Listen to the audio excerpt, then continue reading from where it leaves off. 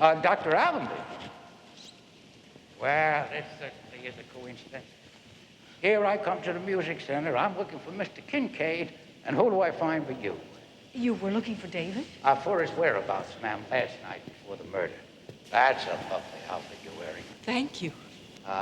This is a hard question, ma'am, and you certainly don't have to answer it, but would you mind telling me what you paid for this handbag? For my bag? It doesn't have to be exact, ma'am. Just a ballpark figure. Well, this was an expensive bag, Lieutenant. I paid about $400 for it. Right. See, my wife's birthday is coming up, and I'm in the market. You were telling me about David. David? Oh, yes, Mr. Kincaid. You wouldn't happen to know where I could get something that looked like that for about half the money? No, Lieutenant, I'm sorry, I don't. And that briefcase, ma'am, did you get that in the same shop as you got the handbag? Yes, I believe I did. Could I take a look at that? If you like. Oh, that's the real McCoy, ma'am. That's very fine stitching, because you could hardly see the stitches. I'd like one of those fellas for myself. Lieutenant, please. You were telling me about David. I visited his office, ma'am, and right there on his desk calendar, it said that he had a date to be here last night.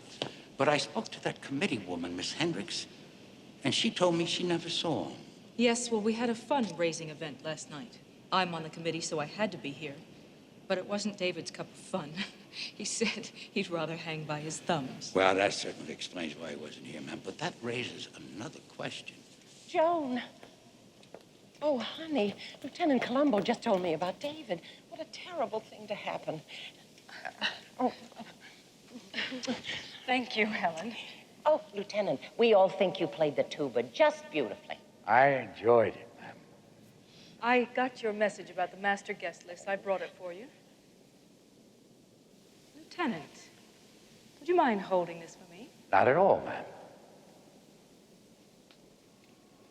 I put this in my briefcase right after you called, Helen. Of all days, Joan, you shouldn't have bothered.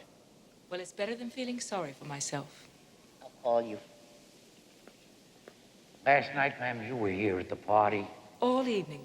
And Mr. Kincaid, he never showed up. No, Lieutenant, he decided not to come.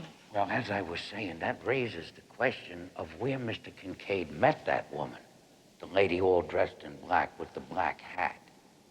Oh, she was certainly here. Excuse me, ma'am? A very attractive woman dressed in black with a man's black fedora? Joan, you must have noticed her. No, I don't believe I did. Well, whoever she is, she was here last night.